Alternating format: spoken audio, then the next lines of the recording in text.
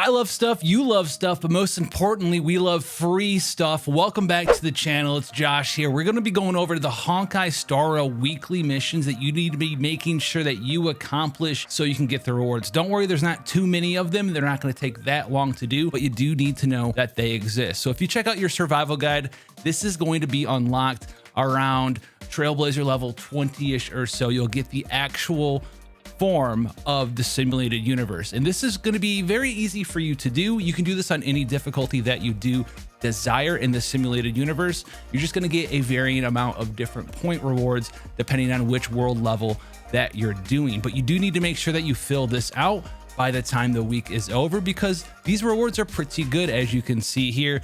From the most important one, the Track of Destiny, which is going to be used for high level traces later on. So you want to not miss out on these so you can actually level up the characters' traces to the maximum level once we have the ability to actually achieve the ascension required to do that. We also get some stuff such as Star Rail passes and some other rewards as well. One of the big one that you're going to be able to get here is actually the Herta Bond, and this is going to be used to buy some very powerful equipment. We're not going to go over all of them in this video, but you can check them out in the Herta store, and these do include some very nice 5-star light cones, such as the Cruising in the Stellar Sea, which is a very powerful hunt light cone that gives you a bunch of crit rate and even bonus crit rate against enemies who have less HP than 50%, and also giving you a stacking attack buff. Now you can only buy one of the cards here, but don't worry, because you can also buy these superimposers that are used to go ahead and superimpose the card themselves.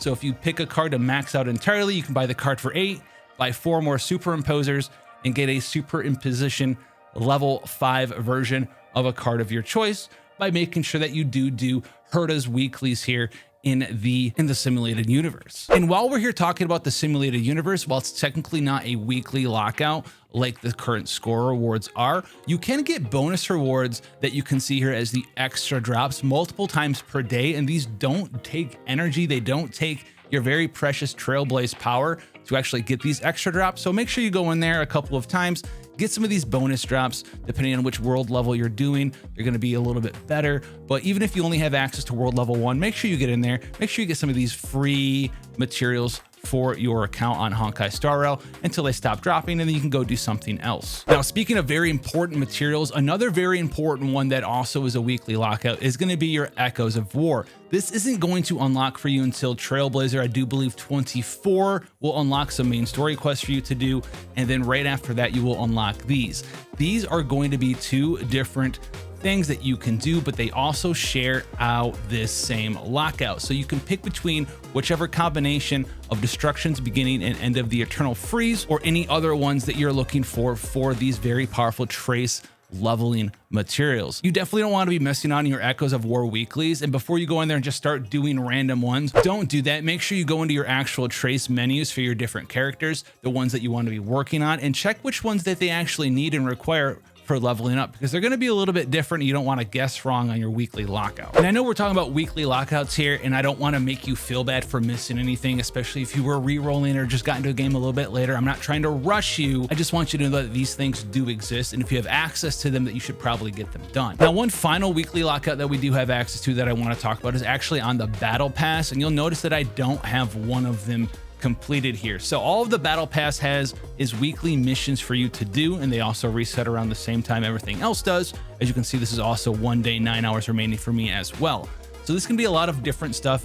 Use Trailblaze power, do your Echoes of War, use credits, right? Consumable items that you synthesize. All of this stuff is something that you should do. The one that you might want to consider not doing, though, is the Clear the Cavern of Corrosion 8 times. This is because the Cavern of Corrosion is actually pretty expensive for you to do Trailblaze power-wise. If you go and take a look at it, each one costs 40 Trailblaze power. And so if you were to go in there and do all 8 of these, you're looking at over 300 of your Trailblaze power a week into this, just so you can get access to, yes, maybe some artifacts, maybe some relics that'll be good for you early on. But we already know from playing other mobile games, you need to really focus on endgame artifact wise and gear wise. You want to be looking for and towards the 5-star versions of this gear. Any of this 4-star stuff that you're spending your very precious energy and Trailblaze power on early on to gain access to these 4-star relics, you're just going to throw them away. And this could be,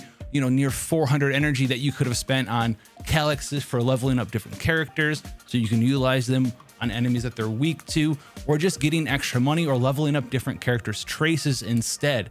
Going in and trying to get relics early on or even mid-game like this to get specific substats and main stats is a giant trap in pretty much every mobile/gacha game I have ever played. So make sure you kind of ignore that one. And I really can't say much more than I'm staying as far away from that as possible. And this is a free-to-play account as well. You're not missing a whole bunch of EXP here either. It's 600 EXP for the battle pass.